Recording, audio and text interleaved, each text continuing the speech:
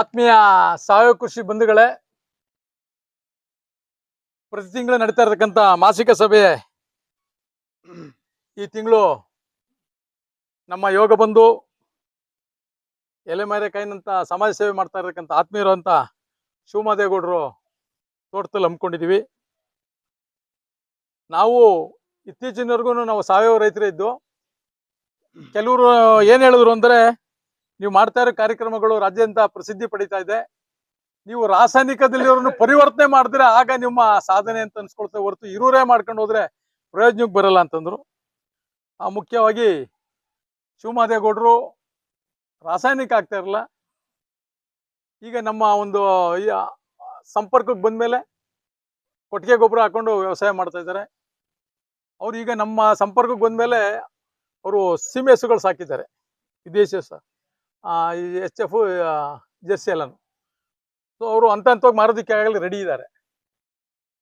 ಆ ನಿಟ್ಟಿನಲ್ಲಿ ಅವ್ರಿಗೆ ಮೊದಲನೇದಾಗಿ ಎಲ್ಲರೂ ಚಪ್ಪಾಳೆ ಮೂಲಕ ಒಬ್ಬ ಸಾವಯವ ರೈತರಿಗೆ ಪರಿವರ್ತನೆ ಆಗ್ತಾ ಇರೋದಕ್ಕೆ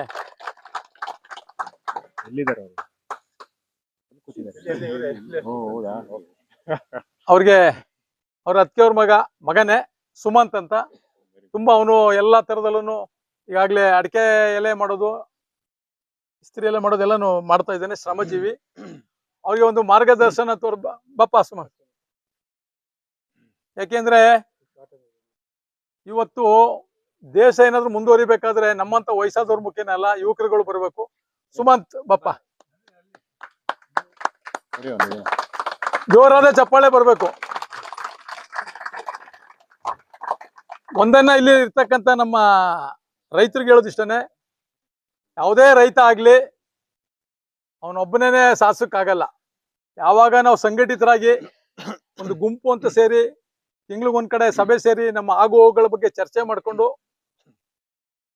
ನಾವು ತಿಳಿದಂಥದ್ದು ಬಂದವ್ರಿಗೆ ಹೇಳೋದು, ಬಂದವ್ರ ಹತ್ರ ನಾವು ತಿಳ್ಕೊಳ್ಳೋದು, ಜೊತೆಗೆ ಜೋಶಿ ಅಂತವ್ರು, ಮುರಳಿಗೌಡ್ರಂತವ್ರನ್ನ ಸಂಪನ್ಮೂಲ ವ್ಯಕ್ತಿಗಳು ಕರೆಸಿ ಪ್ರತಿ ತಿಂಗಳು ನಾವು ಸಭೆಗಳು ಮಾಡಿ ಅವ್ರಿಗೆಲ್ಲ ಬನ್ನಿಗೌಡ್ರು ಅವ್ರಿಗೆಲ್ಲ ನಾವು ಮಾರ್ಗದರ್ಶನ ಕೊಡುವಂತ ಕಾರ್ಯಕ್ರಮಗಳು ಹಾಕೋತಾ ಇದೀವಿ. ಬಹುಶಃ ರಾಜ್ಯದಲ್ಲೇ ಪ್ರತಿ ತಿಂಗಳು ಮಾಸಿಕ ಸಭೆ ನಡೀತಾ ಇರೋದು ಸಂಪೂರ್ಣ ಸಾವಯವ ಕೃಷಿಕ ಸಂಘದ ಹೆಗ್ಗಳಿಕೆ ಅಂತ ನಾನು ಹೆಮ್ಮೆಯಿಂದ ಹೇಳ್ಕೋದಕ್ಕೆ ಇಷ್ಟಪಡ್ತೇನೆ. ನಮಗಿಂತ ಹಿರಿಯರು ಪಾಂಡಿತ್ಯ ಪಡೆದವರು ಮಾಡ್ತಿರ್ಲ. ನಮ್ಮ ನೋಡಿದ್ಮೇಲೆ ಚಿಕ್ಕಮಗಳೂರು ಚಂದ್ರಶೇಖರ್ ಅಂತ ಅವ್ರು ರಾಜ್ಯ ಪ್ರಶಸ್ತಿ ಪಡ್ಕೊಂಡಿದ್ದಾರೆ. ಅವರು ಸುಧಾ ನಾವು ಪ್ರತಿ ತಿಂಗಳು ಮಾಡಬೇಕು ಅಂತ ಮಾಡ್ತಾ ಇದ್ದಾರೆ. ಜೊತೆಗೆ ಮಂಡ್ಯದಲ್ಲಿ ರೈತ ಉತ್ಪಾದ ಕಂಪನಿ 30 ಕಂಪನಿ ಮಾಡಿದ್ರು. ಈಗ ಅವರು ಕಳೆದ ಸಾರಿಯಿಂದ ಸಿಕ್ಬಿಟ್ಟು ಅಧ್ಯಕ್ಷ ಹೇಳಿದ್ರು, ನಾವು ಈಗ ನಿಮ್ ತರನೇ ಪ್ರತಿ ತಿಂಗಳು ಮಾಡಬೇಕು ಸಭೆನ ಅಂತ ತೀರ್ಮಾನ ಮಾಡಿ ಅಂತ ಮೊದಲನೇ ಸಭೆ ಮಲ್ಲನಕುಪ್ಪೆ, ಮದ್ದೂರು ತಾಲೂಕು ಮಲ್ಲನಕುಪ್ಪೆಯಲ್ಲಿ ಇಟ್ಟಿದ್ರು. ತುಂಬಾ ಪರಿಣಾಮಕಾರಿ ಆಗ್ತದೆ. ಮೊದಲನೇ ಮೀಟಿಂಗ್ ಅಲ್ಲಿ ಅವ್ರು ಹೇಳಿದ್ರು, ಇಷ್ಟು ಚೆನ್ನಾಗಿ ಆಗ್ತದೆ, ನಮ್ಗೆ ಗೊತ್ತಿರಲಿಲ್ಲ, ಒಳ್ಳೇದು ಕೆಲಸ ಅಂತ. ಇದು ನಮ್ಮ ಸಂಪೂರ್ಣ ಸಾವಯವ ಕೃಷಿಕ ಸಂಘದ ಹೆಗ್ಗಳಿಕೆನಕ್ಕೆ ಹೇಳಿಕ್ ಇಷ್ಟಪಡ್ತೀವಿ.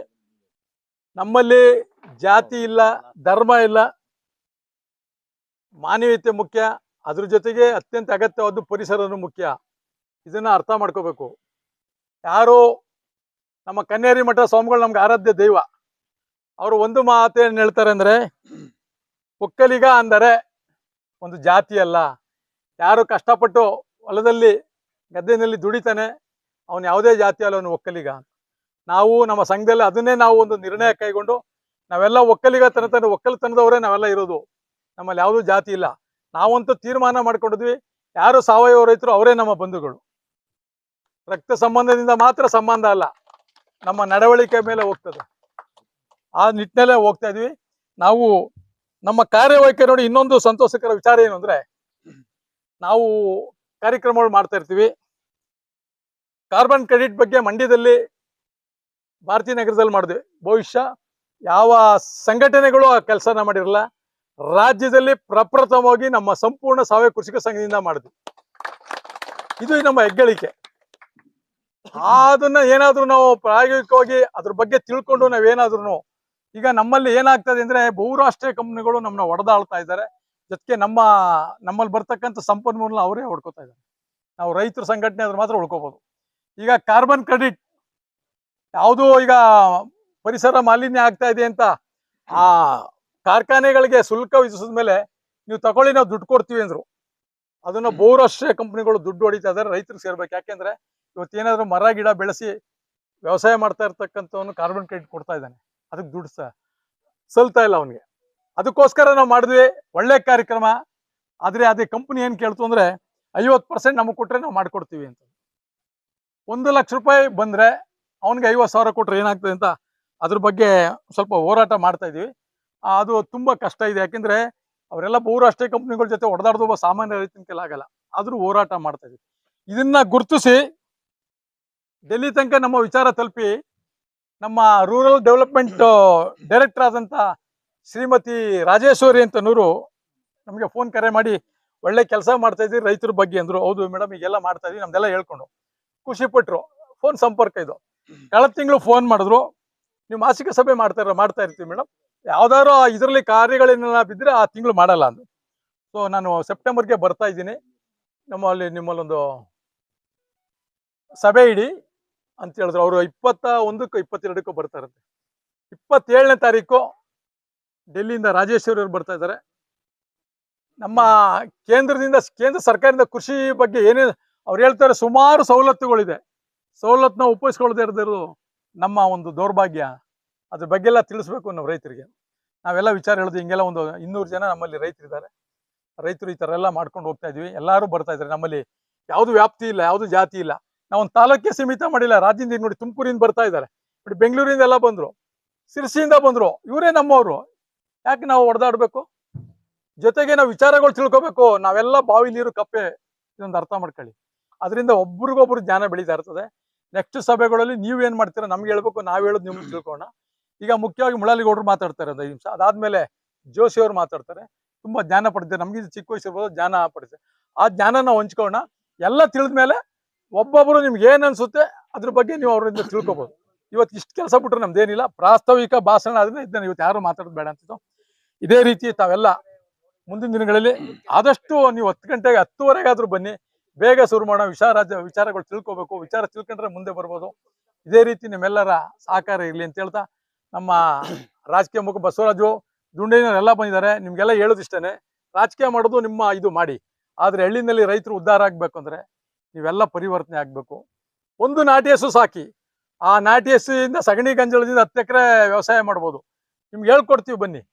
ನಾವು 24 ಗಂಟೆನೂ ರೈತರ ಶ್ರೇಯೋಭಿವೃದ್ಧಿಗೆ ಶ್ರಮಿಸ್ತಾ ಇರ್ತಕ್ಕ. ನಾವು ಈಗ ಶ್ರಮಿಸ್ತಾ ಇರೋದು ಏನಕ್ಕೋಸ್ಕರ ಅಂತಂದ್ರೆ ಯಾವುದು ಫಲಾಪೇಕ್ಷೆ ಅಲ್ದೇನೆ ಶ್ರಮಿಸ್ತಾ ಇದೀವಿ.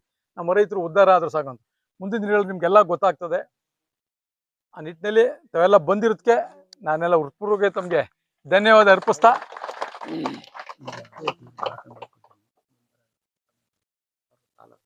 ಆಮೇಲೆ ಈಗ ಹೇಳ ಸರಿ. ನನ್ನ ಭಾಷಣ ಮೊದ್ಲೇನೆ ಹೊಸದಾಗಿ ನಮ್ಮ ಸಂಘದ ಸದಸ್ಯರಾದ ಅಂತ ಅವ್ರನ್ನ ನಮ್ಮ ಸಹಕಾರದಲ್ಲಿ ಕೂಗ್ತಾರೆ. ಅವ್ರು ಬಂದು ಅವ್ರಿಗೆ ಸಾಲು ಕೊಡೋದ್ರ ಮುಖಾಂತರ ನಮ್ಮ ಸಂಘದ ಸದಸ್ಯ ನೋಂದಣಿ ಮಾಡ್ಕೋತಾ ಇದೀವಿ. ಹೊಸ ಮೆಂಬರ್ಗೆ ನಿಟ್ಟಿನಲ್ಲಿ ಪ್ರತಿಯೊಬ್ಬರು ಬರ್ಬೇಕು.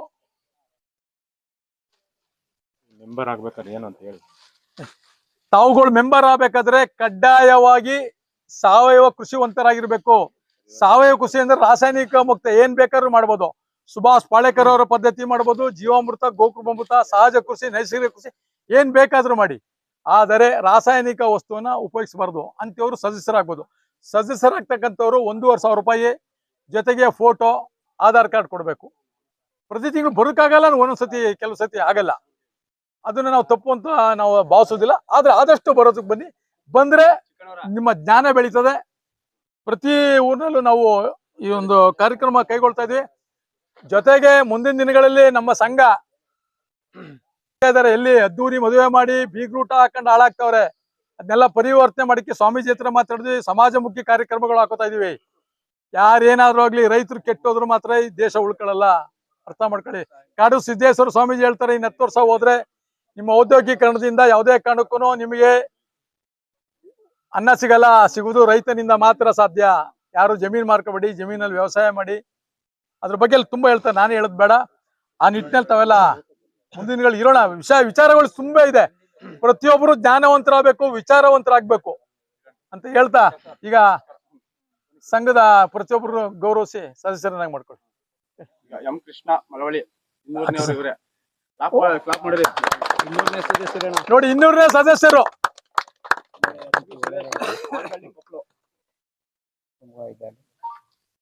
H V Suresh, Arshupura, Sumanth photo ತೆಗಿ. ತೆಗಿತೀರಾ? ಸರಿ ಸರಿ.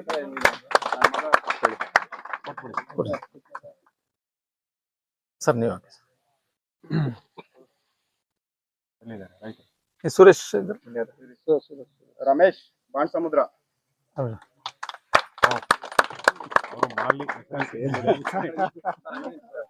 ಅದೇ ಸರ್. ಶಿವಮಹಾದೇವಪ್ಪ ರಾಗಿಬೊಮ್ಮನಹಳ್ಳಿ ಬಂದಿಲ್ಲ. ಹೋಗ್ತೀವಿ ಬನ್ನಿ. B S Deepak Ragibommanahalli, Ravigowda Amruteshwaranahalli, Suresh G Malavalli. Ravi ಅವರು ಬನ್ನಿ. ಇದಕ್ಕೆ ನಾಚ್ಕತ್ತಿದ್ದೀರಾ? ಯಾಕೆ ನೀವು ರೈತರಲ್ವಾ? ಅಂದ್ರೆ ರವಿ ಅಲಿಯಾಸ್ ಮೊಳೆ ಅಂತಂದಿದ್ರು ಬರ್ತಾ ಇದ್ರು. ಅದ್ ನನಗೆ ಗೊತ್ತಿಲ್ಲ. ರವಿಗೌಡ ಅಮೃತೇಶ್ವರನಹಳ್ಳಿ. ಇವರು ಒಳ್ಳೆ ತೋಟ ಮಾಡಿದ್ದಾರೆ.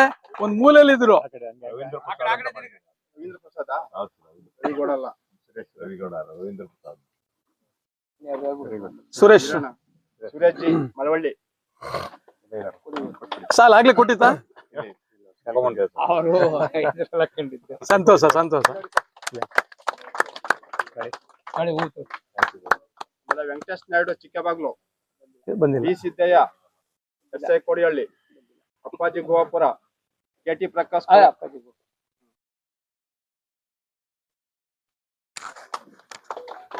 ನಾಟಕಕ್ಕೆ ಯಾಕೆ ಬರಲಿಲ್ಲ? ಬನ್ನಿ Ashok. K T Prakash Kolagere, ಕೂಳ್ಗೆರೆ.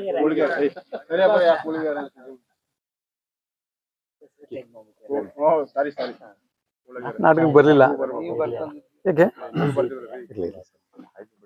Venkatesh J Kyathnalli, Venkatesh Veerabhadrappa ನೋಡಿ, ಒಂದು ಮಧ್ಯ ವಿಚಾರ ಮಾತಾಡ್ತೀವಿ. ಕಳೆದ ಮಾಸಿಕ ಸಭೆಯಲ್ಲಿ ಪ್ರಕಾಶ್ ಅಂತ ಬಂದ್ರು. ಅವರು ಬೆಂಗಳೂರಲ್ಲಿ ಉದ್ಯಮಿ ಆಗಿದ್ದು ಬಂದು ಈಗ ವ್ಯವಸಾಯ ಮಾಡ್ಬೇಕು ಅಂತ ಬಂದಿದ್ರು. ನಮ್ಮ ಸಂಘದ ಮೊದಲನೇ ಸಭೆಗೆ ಬಂದವ್ರು ನಮ್ಮ ಕಾರ್ಯವೈಖರಿ ನೋಡಿ. ಪ್ರತಿ ತಿಂಗಳು ಸಂಘಕ್ಕೆ 3,000 ರೂಪಾಯಿ ಕೊಡ್ತೀವಿ ಅಂತ ಹೇಳಿ ನಮ್ಮ ಸಂಘದ ಸೇವಾಭಿವೃದ್ಧಿಗೆ ಕಾರಣಕರ್ತರಾಗಿದ್ದಾರೆ. ಇಂಥ ಯುವಕರುಗಳು ಮುಂದೆ ಬರಬೇಕು. ಮತ್ತೊಮ್ಮೆ ನಿಮಗೆ ಧನ್ಯವಾದಗಳು. ಮಾದೇವಪುರ, ಓ, ಈಗ ಬಂದ್ರು. ಡಾಬಾ, ಇಲ್ಲಿ ಬಂದಲ್ಲ ಸುಪ್ರಸಾದ್, ಕೆಂಪಮ್ಮ ಬೋರೇಗೌಡ, ಅರತಿಪುರ. ಬನ್ನಿ. ಇವ್ರದ್ದು ಯಾಕೆ ಲೇಟ್ ಮಾಡ್ರಿ? ಅಗಸನ್ಪುರ ರೋಡ್ ಹಾಕ್ಬಿಟ್ಟಿದ್ದೀರಾ?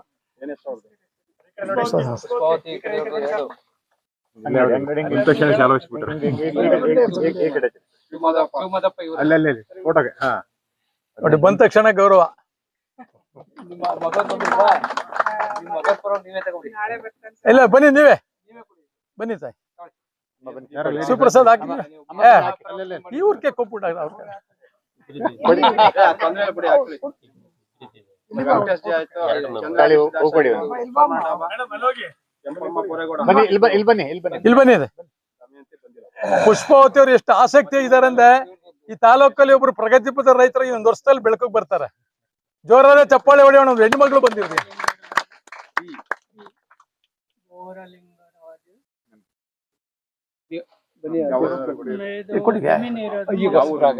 ಹೌದಾ? ಆಯ್ತು ಸರ್.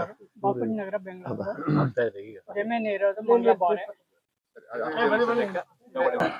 ಸರಿ ಅಣ್ಣ, ಮುಂದುವರ್ಸಿ.